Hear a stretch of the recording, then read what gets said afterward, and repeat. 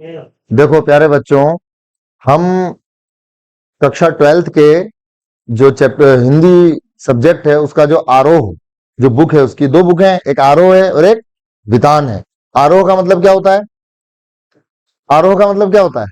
आरोह का मतलब होता है चढ़ना। ठीक है, इसका अपोजिट क्या होगा? आरोह का विलोम शब्द आ जाए तो अवरोह। साम गीतों के आरोह अवरोह में आरोह का मतलब चढ़ना और अवरोह का मतलब उतरना।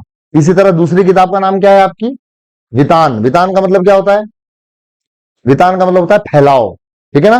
तो अपन आरोह का पहला चैप्टर पढ़ रहे हैं। पहले चैप्टर से पहले गीत इन्होंने दिया है बहादुर शाह जफर का, जो बहुत अच्छा है। लाल किले में कभी अगर आप जाएं तो वहां पे लगा हुआ भी है ये गीत। और बहादुर, ये 1857 की क्रांति के 150 साल पूरा होने के उपलक्ष्य में ये गीत जो है इस एनसीईआरटी की बुक में आपके दिया गया है।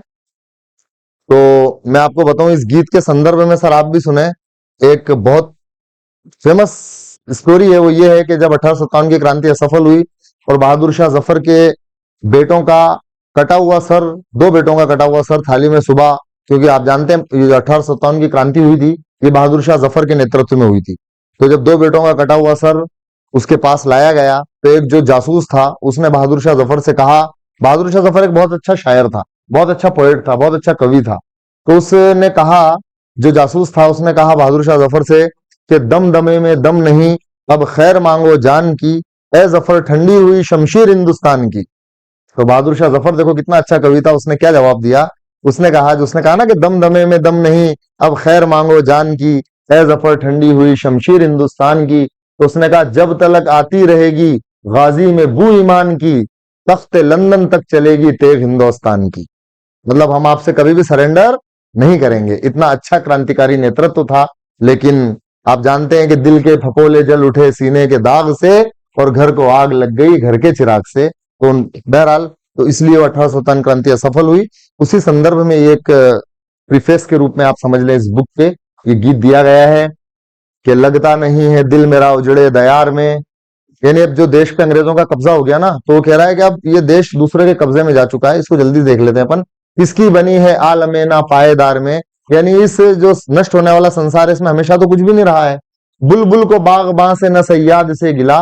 बागबां बोलते हैं जो बाग का रक्षक होता है उसे, और सयाद बोलते हैं शिकारी को। बुलबुल एक पक्षी होता है जो बाग के अंदर रहता है। बुलबुल समझते हो ना, हम बुलबुलें हैं इसकी, ये गुलिस्तां हमारा, सारे जहां से अच्छा हिंदुस्तान। एक्टिव होके पढ़ो यार, इतना पैसिव मत बनो। सारे जहां से अच्छा हिंदुस्तान हमारा। तो वो बुलबुल वही है कि वो कह रहा बुलबुल को बागबां से न सयाद से गिला। मुझे इस देश के वफादार और गद्दार दोनों से कोई गिला नहीं है। क्यों? क्योंकि किस्मत में कैद लिखी थी फसले बहार में, इन हसरतों से कह दो कहीं और जा बसें, जो मेरे देश के लिए चाहते थी।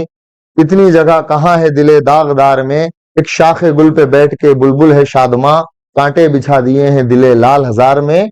और उम्र, बहुत बड़ा मशहूर शेर है ये कि उम्रे दराज मांग कर लाए थे, 4 दिन 2 आरजू में कट गए 2 इंतजार में। और दिन जिंदगी के खत्म हुए, शाम हो गई, फैला के पांव सोएंगे कुंजे मजार में। और इन 2 लाइनों में उसका दर्द समझोगे, जो मुगले आजम हो उस टाइम का, उसकी हालत क्या हुई। रंगून में उसकी कब्र है बहादुर शाह जफर की। तो कह रहा है कि कितना है बदनसीब जफर, दफन के लिए 2 गज जमीन न मिल सकी कुए यार में। यानी जिस देश को, जिस मातृभूमि को हमारे पूर्वजों ने अपने पसीने और खून से सींचा, लेकिन मेरी अनफॉर्चुनेट, कितना मैं बदनसीब हूं कि कितना है बदनसीब जफर, दफन के लिए 2 गज जमीन भी न मिली कुए यार में। यानी इस मातृभूमि में मुझे दफन होने के लिए 2 गज जमीन भी बोलो नहीं मिल सकी। इसके बाद एक बहुत मशहूर और मेरे बहुत ही पसंदीदा कवि हरिवंश राय बच्चन का चैप्टर है। इनकी एक यहाँ पर 2 गीत हैं। एक तो है निशा निमंत्रण का गीत, आप देखेंगे दिन जल्दी जल्दी ढलता है। ये निशा निमंत्रण एक किताब है, मेरे पास है ये, इसमें 100 गीत हैं इनके लिखे हुए।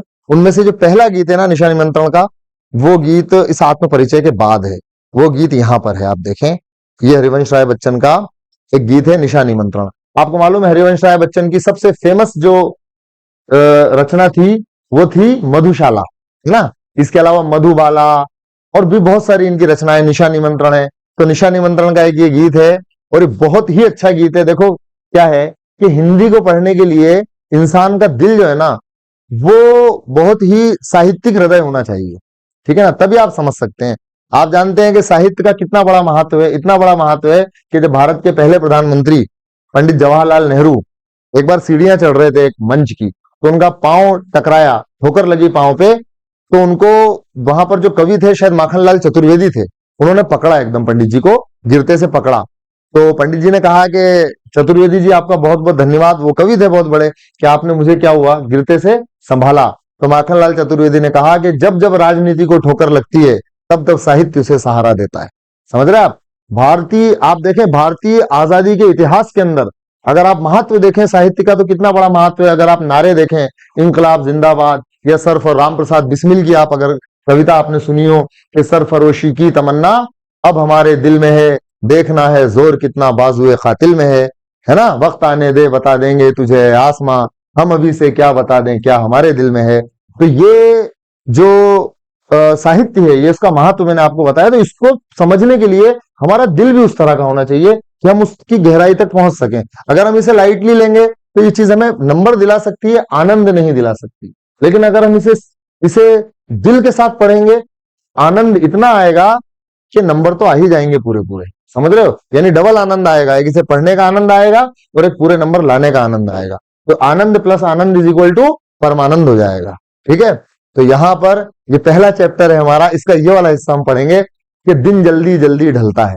देखो इस गीत के अंदर क्या है, इस गीत के दो स्तांजा जो है ना, दो शुरू के पद जो है वो तो ये बता रहे हैं कि किस तरह एक इंसान को अपने घर पहुंचने की जल्दी होती है।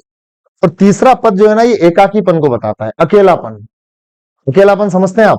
कि जब, तो अब इसको आप देखें कि कवि कह रहा है कि दिन जल्दी जल्दी ढलता है। समझ रहे हो?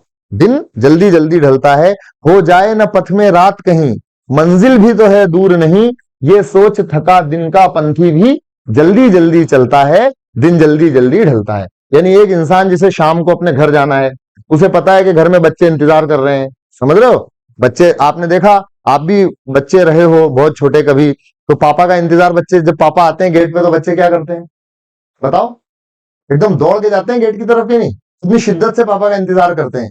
या मम्मी तो से तो खैर दूर होते नहीं है, लेकिन अगर कभी हो जाए तो आप जानते हैं बच्चे किस तरह कि मुझे मम्मी पास जाना है। तो वो शिद्दत इसके अंदर बताइए कि एक व्यक्ति अपने बच्चों की, आप समझ सकते हैं, याद के अंदर वो क्या सोच रहा है कि हो जाए न पथ में रात कहीं, मंजिल भी तो है दूर नहीं, ये सोच थका दिन का पंथी भी जल्दी जल्दी चलता है, दिन जल्दी जल्दी ढलता है। देखो ये कविता गेय कविता है, यानी इसे गाया जा सकता है। इसके अंदर क्या है, इसमें तुकांत है, तुकांत नहीं है ये। तुकांत का मतलब क्या होता है?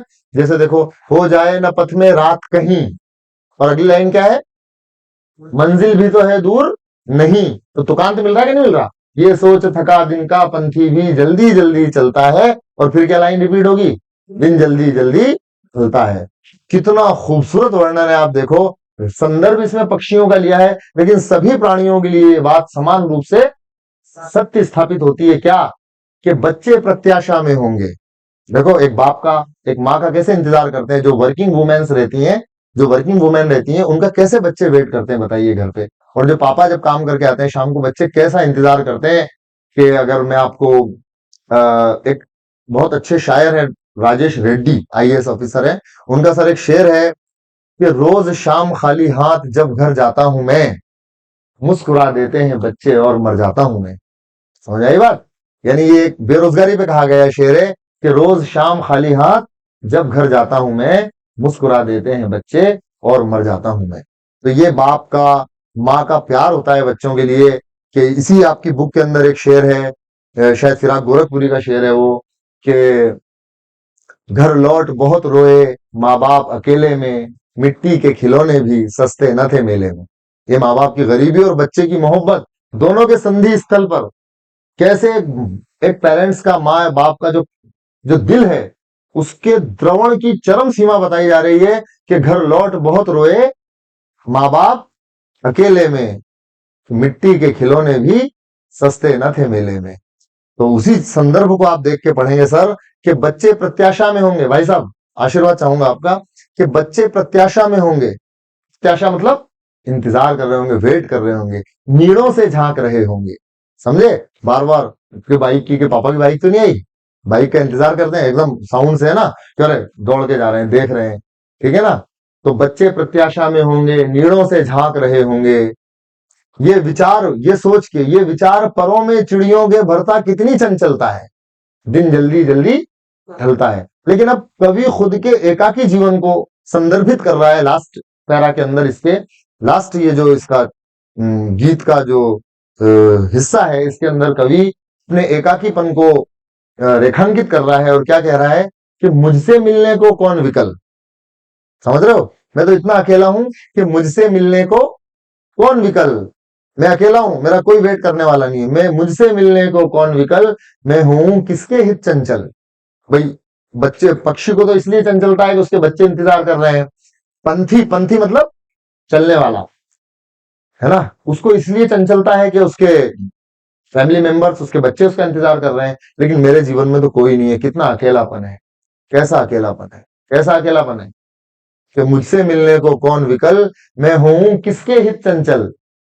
ये प्रश्न शिथिल करता पद को, शिथिल मतलब रोकता है, ढीला कर देता है, यानी उसके अंदर की चंचलता को खत्म कर देता है। क्या चीज कि यह प्रश्न, कौन सा प्रश्न, कि मुझसे मिलने को कौन विकल। मैं घर जाऊं तो किसके लिए जाऊं, है कि नहीं।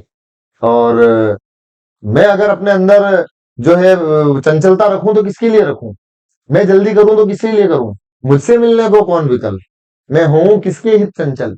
ये प्रश्न शिथिल करता पद को, भरता उर में, उर मतलब हृदय, ये हृदय का पर्यायवाची उर, भरता उर में विवहलता है। विवहलता मतलब निराश्य, निराशा, कि यार क्या है, घर भी जाएंगे तो क्या होगा, है कि नहीं।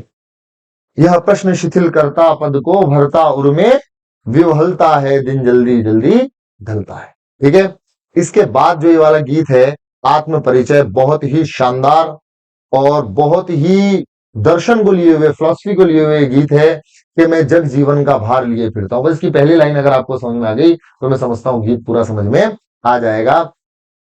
कि मैं जग जीवन का भार लिए फिरता हूं, मतलब ये दुनिया जो है ना, इस दुनिया में कितनी समस्याएं हैं, कितनी प्रॉब्लम्स हैं, है कि नहीं है। बीमारी है, आर्थिक समस्याएं हैं, व्यक्तिगत समस्याएं हैं, स्वास्थ्य संबंधी समस्याएं हैं, परिवार के जो संबंध है उन संबंधों में उत्पन्न समस्याएं हैं, और इंसान चारों तरफ प्रॉब्लम्स से घिरा हुआ है। यानी दुनिया का जो जीवन है वो कैसा है, भार की तरह से है। समझ रहे हो, मैं जग जीवन का भार लिए फिरता हूं। ये जीवन क्या है, मुझे ये जीवन में ढो रहा हूं, ये अच्छा जीवन नहीं है, ये मेरी यूटोपिया वाला संसार नहीं है। यूटोपिया समझते हैं आप, एक आइडियल, आइडियल संसार, कल्पनादर्श जिसे हिंदी में कहा जाता है, कल्पनादर्श, एक आदर्श संसार नहीं है। इसका जीवन मुझे कैसा लगता है, भार की तरह लगता है। मैं जग जीवन का भार लिए फिरता हूं, फिर भी जीवन में प्यार लिए फिरता हूं। मतलब इतनी टेंशनों के बावजूद ऐसा नहीं है कि आप मुझे डिप्रेस महसूस करेंगे, ऐसा नहीं है। मैं क्या हूं, जीवन में प्यार लिए फिरता हूं। और कैसा प्यार है मेरा, मेरा प्यार ऐसा है कि इतनी तमाम टेंशनों के बावजूद आप मुझे देखकर, आप मेरे बर्ताव से ये महसूस नहीं करेंगे कि ये जीवन मुझे कैसा लग रहा है, बोलो ना, भार लग रहा है। क्योंकि कर दिया किसी ने झंकृत जिनको छूकर। झंकृत समझते हो आप झंकृत समझते हो नहीं समझते। वीणा देखी, वीणा, अरे वीणा होती है ना बजाने की, उसमें तार होते हैं टाइट कसने, उन पे अपन जैसे ही वो जो छोटा सा इंस्ट्रूमेंट रहता है उसको लगाते हैं तो टन करके बोलता कि नहीं बोलता, उस टन करने को क्या बोलते हैं, झंकृत। तो कर दिया किसी ने झंकृत जिनको छूकर, मैं सांसों के, मैं सांसों के, अरे बोलो ना, दो तार लिए फिर, यार बोलो, तुम बोलो, है ना। मैं सांसों के दो तार लिए फिरता हूं। और मैं कैसा हूं, मैं स्नेह सुरा का पान किया करता हूं। स्नेह मतलब प्रेम, स्नेह मतलब प्रेम, और सुरा का मतलब दारू। तो मैं कौन सी शराब पीता हूं, मोहब्बत की शराब पीता हूं। सजाई बात, प्रेम की शराब पीता हूं। आपको पता, हरिवंश राय बच्चन का फेवरेट टॉपिक है शराब पे। मधुशाला लिखी ना उन्होंने, मृदु भावों से अंगूरों की आज बना लाया हाला। हाला, उसमें जो मधुशाला के अंदर उन्होंने शराब को हाला कहा है ना। तो मृदु भावों से अंगूरों की आज बना लाया हाला, प्रियतम अपने ही हाथों से आज पिलाऊंगा प्याला, पहले तेरा भोग लगा लूं फिर प्रसाद जग पाएगा, सबसे पहले तेरा स्वागत करती मेरी मधुशाला। ये मधुशाला का पहला पहला वो है ये, सबसे पहले तेरा स्वागत करती मेरी मधुशाला। समझ आई बात। और भी इसके बहुत सारे स्टांजा हैं जो मैं कभी आपको, एक बार हरिवंश राय बच्चन से कहा किसी ने कि साहब आप तो काफी शराबी मालूम होते हो, शराब पे इतनी बड़ी किताब लिख दी आपने। तो हरिवंश राय बच्चन कायस्थ थे, कायस्थ कायस्थ होते ना, तो उन्होंने क्या कहा, हरिवंश राय बच्चन ने उसका जवाब भी देखो ये पोएम के रूप में दिया कि मैं कायस्थ कुलोद्भव, मेरे पुरखों ने इतना ढाला, मतलब मेरे एंसेस्टर्स फोर फादर्स ने इतनी शराब पी है, कितनी, कि मैं कायस्थ कुलोद्भव, मेरे पुरखों ने इतना ढाला कि मेरे तन के लोहू में है 75% हाला। समझ आई बात? यानी मेरी बॉडी के ब्लड में 75% दारू है, एथेनॉल है, C2H5OH। समझ रहे हो कि मैं कायस्थ कुलोद्भव, मेरे पुरखों ने इतना ढाला कि मेरे तन के लोहू में है 75% हाला। है पुश्तैनी अधिकार मुझे मदिरालय के आंगन पर, मेरे दादों पर दादों के हाथ बिकी थी मधुशाला। तो बता रहे हैं कि इस पे लिखने का तो मुझे अधिकार है, ठीक है ना। एनीवे, तो आगे वो कह रहे हैं कि मैं स्नेह सुरा का पान किया करता हूं, मैं प्रेम का पुजारी हूं बेसिकली, और मैं प्रेम को ही पसंद करता हूं। मैं स्नेह सुरा का पान किया करता हूं, मैं कभी ना जग का ध्यान किया करता हूं, मुझे दुनिया से कोई मतलब नहीं है। आपने एक डायलॉग, एक वो है कि भाई आपको हर बार में ये नहीं सोचना चाहिए कि संसार क्या कहेगा, दुनिया, मैं ऐसा करूंगा दुनिया क्या कहेगी। अगर हम भी ये सोचने लगे, हम भी ये कहने लगे कि दुनिया क्या कहेगी, तो फिर दुनिया क्या कहेगी। समझ आई मेरी बात? तो हमें ये ना सोचना है, ना ये कहना है कि दुनिया क्या कहेगी, क्योंकि दुनिया को जो कहना है वो कहेगी। अगर हम भी ये कहेंगे कि दुनिया क्या कहेगी, तो फिर दुनिया क्या कहेगी, ठीक है ना। तो इसलिए हमको कैसे रहना है, आपस में प्रेम से रहना है, भाईचारे से रहना है, मोहब्बत से रहना है।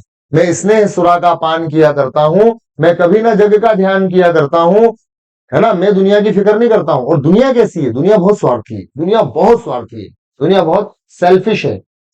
जग पूछ रहा उनको जो जग की गाते, ये दुनिया तो उन्हीं की जयकारा करती है, किनका, जो दुनिया के अनुरूप होते हैं। जग पूछ रहा उनको जो जग की गाते, मैं अपने मन का गान किया करता हूं, मैं वही काम करता हूं जो मुझे पसंद होते हैं। जग पूछ रहा उनको जो जग की गाते, मैं अपने मन का गान किया करता हूं। और कैसा गान है मेरे अपने मन का, मैं निज उर के उद्गार लिए फिरता हूं, मैं जो भी बात कहता हूं ना दिल से कहता हूं। ऐसा नहीं कि मुंह में कुछ है और दिल में कुछ है, मैं ऐसा दो मुंह का इंसान नहीं हूं। मैं निज उर के उद्गार लिए फिरता हूं, मैं निज उर के उपहार लिए फिरता हूं। उपहार का मतलब क्या होता है, वेरी गुड, गिफ्ट। मैं निज उर के उपहार लिए फिरता हूं। है यह अपूर्ण संसार ना मुझको भाता, बहुत इंपॉर्टेंट लाइन है, बोर्ड में क्वेश्चन बनेगा इसमें से। है यह अपूर्ण संसार ना मुझको भाता, मैं स्वप्नों का संसार लिए फिरता हूं। मतलब ये दुनिया इनकम्प्लीट है। कवि क्या कह रहा है यहाँ पे, दुनिया कैसी है, अपूर्ण है, इनकम्प्लीट है। क्यों कह रहा है अपूर्ण, इसलिए क्योंकि इस दुनिया में प्रेम नहीं है, इस दुनिया में स्वार्थ है। और ये दुनिया कैसी है, जग पूछ रहा उनको जो जग की गाते, लेकिन मेरे लिए तो ये इनकम्प्लीट है। क्यों, मैं अपने मन का गान किया करता हूं। इसलिए कवि कह रहा है कि है यह अपूर्ण संसार ना मुझको भाता, मैं स्वप्नों का संसार लिए फिरता हूं। मैं जला हृदय में अग्नि दाह किया करता हूं, सुख दुख दोनों में मग्न रहा करता हूं, मुझे कोई टेंशन नहीं। इतना ज्यादा मैं सीरियसली नहीं लेता हूं इस दुनिया को इतना सीरियसली मैं नहीं लेता हूं। और देखो दुनिया में लोग समस्याओं में क्यों ग्रसित हैं, ये दो लाइनों से बात समझ में आ जाएगी वाकई क्या दर्शन है इन लाइनों में, कि जग भव सागर तरने को नाव बनाए। दुनिया की समस्याओं का सामना करने के लिए इंसान जो तरीके अप्लाई करता है, वो तरीके उसके लिए और समस्या पैदा करते हैं। समझ आई मेरी बात की नहीं आई? जैसे अपन गर्मी से बचने के लिए क्या यूज कर रहे हैं, एसी यूज कर रहे हैं। अब ये एसी क्या कर रहा है, और कार्बन फुटप्रिंट को बढ़ा रहा है और गर्मी को बढ़ा रहा है। तो मैं जग जग भव सागर तरने को नाव बनाए, दुनिया क्या करती है, इस संसार की समस्याओं को पार करने के लिए तरह तरह के, नाव का मतलब तरह तरह के क्रम करती है, उपाय करती है। लेकिन मैं क्या करता हूं, मैं भव मौजों पर मस्त बहा करता हूं, मैं इन्हीं समस्याओं को एंजॉय करता हूं। मुझे कोई फर्क नहीं पड़ता, मैं समस्याओं से ज्यादा प्रभावित नहीं होता हूं। मैं यौवन का उन्माद लिए फिरता हूं, ये है ना, और उन्मादों में अवसाद लिए फिरता हूं। मेरे अंदर आप ये जो देख रहे हैं ना, एक जिंदा दिली, ये बेसिकली मेरे यौवन का उन्माद है। लेकिन ऐसा नहीं कि मैं ऊपर से बहुत खुश हूं, आपको लग रहा है मैं ऊपर से बहुत खुश हूं, लेकिन मैं अंदर से क्या हूं, बहुत दुखी हूं। आगे आएगी ये लाइन कि उन्मादों में अवसाद का मतलब डिप्रेशन, डिप्रेस हूं मैं। ये उन्माद आपको दिख रहा है, लेकिन अंदर से क्या हूं मैं, डिप्रेस हूं, है ना। जिस तरह मैं हंस रहा हूं, कोई और हंसे तो कलेजा निकल पड़े, ठीक है ना। और जो मुझको बाहर हंसा, देखो आगे लाइन, जो मुझको, अरे बोलो ना, बाहर हंसा रुलाती भीतर मैं हाय किसी की याद लिए फिरता हूं। आप अपने अपने संदर्भों में इस लाइन का प्रयोग कर सकते हैं। मैं तो गजल सुनाकर तन्हा खड़ा रहा, सब अपने अपने चाहने वालों में खो गए। आई बात समझ में? इधर देखो, तो जो मुझको बाहर हंसा रुलाती भीतर, मैं हाय किसी की याद लिए फिरता हूं। और क्या लाइन है, आप देखो क्या लाइन है। देखो, दुनिया की समस्याओं को, संसार को समझने के लिए, जीवन की फिलॉसफी को समझने के लिए बड़े बड़े दार्शनिक आए, बड़े बड़े दुनिया में प्रयास हुए। कवि क्या कह रहा है? कर यत्न मिटे सब, यत्न मतलब प्रयास, कर यत्न मिटे सब, सत्य किसी ने जाना, सत्य किसी ने जाना, कोई नहीं समझ सका सच क्या है। नादान वही है, हाय जहां पर दाना। यानी यार सबसे बड़े बेवकूफ वही है जिनको अपन क्या समझते हैं? समझदार समझते हैं। दाना मतलब समझदार। क्यों है वो बेवकूफ? क्योंकि जब उन्हें पता है कि कर यत्न मिटे सब, सारी कोशिशें सबने कर ली है, सत्य किसी ने जाना, कोई जान ही नहीं सका सत्य, तो आप क्यों कोशिश कर रहे हो समस्याओं को सुलझाने की? संसार के समस्याओं को सुलझाने की कोशिश करने वाले, जिन्हें अपन क्या समझते हैं? समझदार समझते हैं, बेसिकली वो क्या है? बेवकूफ है। नादान वही है, हाय जहां पर दाना। और दुनिया देखो कितनी बेवकूफ है। फिर मूड न क्या जग, जो इस पर भी सीखे। अब बताओ दुनिया कितनी बेवकूफ है कि जब उन्हें पता है कि सच नहीं मालूम पड़ेगा, लेकिन फिर भी लोग क्या कर रहे हैं? उसको सीखने की कोशिश कर रहे हैं। और मैं क्या कर रहा हूं? मैं सीख रहा हूं, सीखा ज्ञान भुलाना। मैं क्या सीख रहा हूं? मैं समझ गया कि ज्ञान से कुछ नहीं होता, प्रयास से कुछ नहीं होता। इसकी समस्याओं से आप टकराने की कोशिश मत करो। संसार की समस्याएं कभी भी समाप्त नहीं होंगी। जीवन ही संघर्ष है और संघर्ष ही जीवन है। जीवन एक संघर्ष है और संघर्ष ही जीवन है। तो कह रहा है कि फिर मूड न क्या जग, जो इस पर भी सीखे। फिर भी आप अपने प्रॉब्लम के सॉल्यूशन का प्रयास कर रहे हो लगातार, और सोच रहे हो एक दिन ऐसा आएगा कि सारी समस्याएं क्या हो जाएंगी? समाप्त हो जाएंगी। लेकिन ऐसा कुछ नहीं है। मैं तो एंजॉय कर रहा हूं। मैं क्या कर रहा हूं? मैं सीख रहा हूं, सीखा ज्ञान भुलाना। और ये आप देखें, यमक अलंकार है यहाँ पर इस लाइन में। मोस्ट इंपॉर्टेंट लाइन है एग्जाम के पॉइंट ऑफ व्यू से। क्या? 3 बार और शब्द प्रयोग हो रहा है। मैं और जग और, कहां का नाता? यानी हम अलग हैं, दुनिया अलग है। हमारे और दुनिया की नहीं बनती है। क्यों नहीं बनती है? क्योंकि दुनिया क्या है? अपूर्ण है, इनकम्प्लीट संसार है ये। इसमें क्या है? इस संसार के अंदर प्रेम नहीं है, इसमें स्वार्थ है। इसमें लोग जब भव सागर तरने को नाव बना रहे हैं। मैं तो भव मौजों में मस्त बहा करता हूं। इसलिए दुनिया का और मेरा कोई भी समानता नहीं है। हम दोनों के अंदर काफी डिफरेंस है। इसलिए कवि क्या कह रहा है? मैं और जग और। तो देखो, और शब्द कितनी बार आया? 3 बार। तो लेकिन तीनों बार अर्थ कैसा है? अलग अलग है। तो जहां पर शब्द एक ही हो और अर्थ अलग अलग हो, कौन सा अलंकार आता है? यमक अलंकार। जैसे कनक कनक ते 100 गुना, मादकता अधिकाए, या पाए बहराए जग इही खाए बहराए। तो 2 बार कनक शब्द आ रहा ना, कनक कनक। तो यहाँ पे दोनों बार अर्थ अलग अलग है। एक बार कनक का मतलब क्या है? सोना। और एक बार कनक का मतलब क्या है? धतूरा। तो यहाँ पे देखो, कनक कनक ते 100 गुना, यानी सोना भी मिल जाता है ना अगर इंसान को, तो भी वो बौरा जाता है। और अगर धतूरा भी खा लेना तो भी दिमाग खसक जाता है उसका। तो शब्द एक ही है। जैसे रहीमन पानी राखिए, बिन पानी सब सून, पानी गए न उबरे, मोती मानस चून। समझ गए? काली घटा का घमंड घटा। तो वर्ड क्या है? घटा। एक ही शब्द है ना, लेकिन अर्थ क्या है? अलग अलग है। तो इसी तरह मैं और जग और, कहां का नाता? कौन सा अलंकार हुआ? यमक अलंकार। शाबाश, है ना। मैं बना बना कितने जग रोज मिटाता। ये जो दुनिया है ना जिस तरह की, ऐसे तो मैं रोज कहां पे अपनी इमेजिनेशन में से संसारों की रचना कर करके मिटाता रहता हूं। और जग जिस पृथ्वी पर जोड़ा करता वैभव। देखो, दुनिया और मेरी समानता हो ही नहीं सकती। क्यों? क्योंकि जग जिस पृथ्वी पर जोड़ा करता वैभव, ये दुनिया जो है ना, जिस धरती के ऊपर अपना वैभव जोड़ रही है, मैं प्रतिपग से उस पृथ्वी को ठुकराता। सारे वैभव का साधन हम कहां पर इकट्ठा कर रहे हैं? बताओ। जमीन पे तो इकट्ठा कर रहे हैं। और न्यूटन की गति का तीसरा नियम क्या है? क्रिया की समान और विपरीत प्रतिक्रिया होती है। तो हम कब चल पाते हैं? जब हम जमीन को पीछे धक्का देते हैं। तो जमीन हमें किधर धक्का देती है? आगे पृथ्वी हमें धक्का देती है। तो कवि कह रहा है कि जग जिस पृथ्वी पर जोड़ा करता वैभव, दुनिया जिस पृथ्वी के ऊपर वैभव जोड़ रही है ना, मैं प्रतिपग से उस पृथ्वी को ठुकराता। मैं तो हर कदम पे उस जमीन को क्या देता रहता हूं? धक्का देता रहता हूं। इसलिए मैं और जग और, कहां का नाता। इसके बाद कह रहा है, मैं निज रोदन में राग लिए फिरता हूं। ये कविता जो है ना, ये बेसिकली मेरे आंसू हैं। और शीतल वाणी में आग लिए फिरता हूं। कहने को मैं बहुत अच्छी तरह बोल रहा हूं, लेकिन मेरे शब्दों के अर्थ कैसे हैं? बहुत जबरदस्त हैं, जो इंसान की जिंदगी में क्या पैदा कर सकते हैं?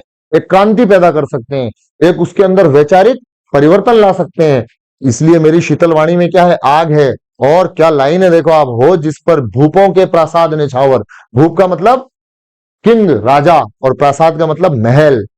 मैं वो खंडहर का भाग लिए फिरता हूँ। मेरी सोच आपको देखने में ऐसी लग सकती है, लेकिन ये जो सोच है ना, ये देखने में आपको ऐसी लग रही है खंडहर नुमा, लेकिन ये इतनी जबरदस्त सोच है कि जिस पर भूपों के प्रासाद को क्या कर सकते हैं हम, निछावर बड़े बड़े। क्यों?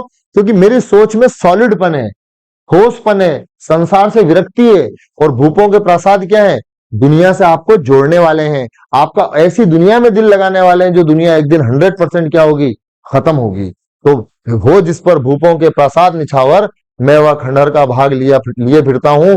इसके बाद कभी दुनिया से शिकायत कर रहा है, गिला कर रहा है, शिकवा कर रहा है, क्या कर रहा है? कि मैं रोया, मैं रोया, इसको तुम कहते हो गाना। कि यार क्या कविता लिखी यार, ये कविता नहीं है, ये मेरा आंसू है, ये सुंदर लाइनें नहीं है, ये मेरा रोदन है। मैं रोया, इसको तुम कहते हो गाना, मैं फूट पड़ा, तुम कहते हो छंद बनाना। तुमने कहा यार क्या कविता लिखी है यार, क्यों कवि कहकर संसार, मुझे कवि मत कहो आप। मैं क्या हूं? मैं दुनिया का हूं एक नया दीवाना। क्यों कवि कहकर संसार मुझे अपनाए?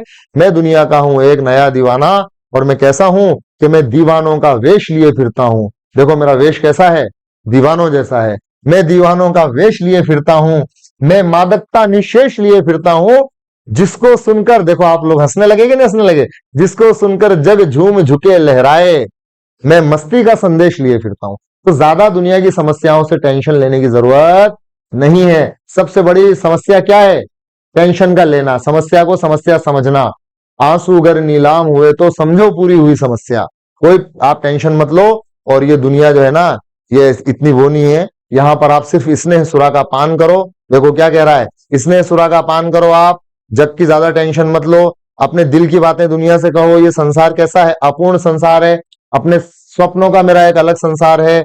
और मैं दुनिया जो है ना, इस जग के भव सागर को तरने के लिए क्या करती है? नाव बनाती है, तरह तरह के उपक्रम करती है कि समस्याओं को। लेकिन मैं इन्हीं समस्याओं को क्या करता हूँ? एंजॉय करता हूँ।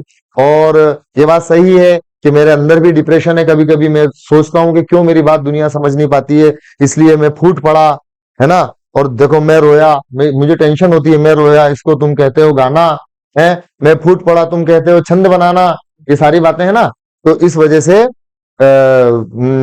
जो है कि मैं इस दुनिया को ज्यादा सीरियसली नहीं लेता हूं। और मुझे टेंशन होती है कि दुनिया मुझे कवि क्यों समझ रही है? मैं तो क्या हूं? दुनिया का एक नया दीवाना। मैं दीवानों का वेश लिए फिरता हूं, मादकता निशेष लिए फिरता हूं। जिसको सुनकर जग झूम झुके लहराए, मैं मस्ती का संदेश लिए फिरता हूं। और इसके बाद अगर ये तो देख लिया आप, अगर इसके क्वेश्चन आंसर देखेंगे, देखो ये भी आपने 10th में पढ़ी होगी कि मधुप गुनगुना कर कह जाता है कौन कहानी यह अपनी, देखो मुरझा कर गिरती हैं कितनी पत्ती आज घनी। आपने पढ़ा होगा, है ना। इसके बाद इसके क्वेश्चन आंसर अगर आप देखें तो देखो, कविता एक और जग जीवन का मतलब, मैं कभी ना जग का ध्यान किए करता हूं। देखो एक तरफ तो क्या कह रही है कविता कि मैं जग जीवन का भार लिए फिरता हूं, मतलब ये दुनिया मुझे कैसी लग रही है, ये जीवन कैसा लग रहा है? भार लग रहा है। और फिर कह रहा है मैं कभी ना जग का ध्यान किए करता हूं। तो ये दो विपरीत बातें क्यों कर रहा है? वो यूं कह रहा है, ये दो विपरीत बातें हुई कि नहीं हुई? एक तो आप कह रहे हो कि मैं जग जीवन का भार लिए फिरता हूं, फिर आप कह रहे हो, तो वो यूं कह रहा है कि बेसिकली ऐसा नहीं है कि मैं इससे प्रभावित नहीं होता हूं दुनिया से। दुनिया से मैं भी एक मनुष्य होने के नाते प्रभावित होता हूं, लेकिन इतना सीरियसली प्रभावित नहीं होता हूं जितना आप प्रभावित हो रहे हो बार बार। इतनी सीरियस लेने वाली बात नहीं है ये। और देखो, जहां पर दाना रहते हैं वहीं पे नादान भी होते हैं। देखो यहीं पे मैं समझदार भी हूं, यहीं पे बेवकूफ लोग भी हैं। तो सॉरी, आप देख रहे हैं इस बात को। तो दूसरा क्वेश्चन क्या है कि जहां पर दाना रहते हैं वहीं नादान भी होते हैं। कवि ने ऐसा क्यों कहा? वो यूं कह रहा है, देखो कवि ने क्यों कहा ऐसा। उसने कहा, वहां पे आपको लाइन याद होगी कि कर यत्न मिटे सब, सत्य किसी ने जाना। जब सारे प्रयास कर लिए समस्याओं को समाप्त करने के, और आप समस्याएं समाप्त नहीं कर सके, इतने प्रॉब्लमेटिक लोग हैं, समझ रहे आप? कर यत्न मिटे सब, सत्य किसी ने जाना। इसलिए समझदारों को क्या कह रहा है वो? कि बेवकूफ हैं। देखने में समझदार लग रहे हैं, बहुत जबरदस्त, हाँ, लेकिन नादान वही है हाय जहां पर दाना। ठीक है, इसलिए उसने क्या कहा है? इन समझदारों को क्या कहा उसने? नादान कहा है। और इसमें क्या है? मैं और जग और कहाँ का नाता। देखो आ गया पंक्ति में और शब्द की विशेषता बतलाइए। यहाँ पर और शब्द एक ही है लेकिन अर्थ क्या है? अलग अलग है। शाबाश, अर्थ अलग अलग है। इसलिए यहाँ पर कौन सा अलंकार है? यमक। देखो आप लॉकडाउन में एक यमक अलंकार का एग्जाम्पल आपने पढ़ा होगा। सूजी लेने गए थे और सूजी लेकर आए, तो शब्द क्या था? सूजी था कि नहीं था? लेकिन अर्थ क्या है, अलग अलग है। पहली सूजी से क्या है, एक खाद्य पदार्थ की तरफ इशारा मिलता है, जबकि दूसरी सूजी से क्या हो रहा है, आप समझ रहे हैं ना क्या हो रहा है। तो ये भी यमक अलंकार का उदाहरण है। सूजी लेने गए थे, सूजी लेकर आए, है ना आपने। हाँ, क्या बार बार उसमें आया था ना कि लोग अपने गलियों में अपने बाबू को बार बार ना बुलाएं, वरना वो बाबू घर पर लाल यानी बाबू लाल बनकर पहुंचेगा। समझ रहे, तो उसी संदर्भ में उदाहरण था, सूजी लेने गए। हाँ, शीतलवाणी में आग होने का क्या अभिप्राय है, देखो बात, लेकिन वैचारिक क्रांति है। मेरी बातों से क्या हो, लोगों के दिल हिल जाएंगे, संसार मेरी बातों से परिवर्तन की तरफ जाएगा, इसलिए मेरी शीतलवाणी में क्या है, आग है। बच्चे किस बात की आशा में नीड़ों से झांक, बच्चे प्रत्याशा में होंगे, इंतजार कर रहे हैं, बच्चे प्रत्याशा में होंगे, नीड़ों से झांक रहे होंगे। ये विचार परों में चिड़ियों के भरता कितनी चंचलता है, दिन जल्दी जल्दी ढलता है। इसमें कविता की कौन सी आवृत्ति, आवृत्ति से कविता की किस विशेषता का पता चलता है, ये कि जो संसार है, जो जिंदगी है, जो जीवन है, ये फटाफट क्या हो रहा है, समाप्त हो रहा है। इसे जितना चाहो जी लो, वरना ये तो बर्फ पिघलने वाली चीज है। इसे अच्छे कामों में इस्तेमाल कर लो, इसको संसार की भलाई में इस्तेमाल कर लो, ताकि जब तुम जाओ तो दुनिया याद करे कि वाह क्या इंसान था। जब आप आए थे दुनिया में तो आप रोते हुए आए थे, और जब आप जाओ दुनिया से तो लोगों को रुला कर जाओ, क्योंकि ये दिन तो क्या है, ये जिंदगी तो क्या है, खत्म होने वाली चीज है। इसके बाद यहीं पर मैं अपनी वाणी को विराम देता हूं। आपको कैसा लगा है कमेंट करके आप जरूर बताएं। ओके।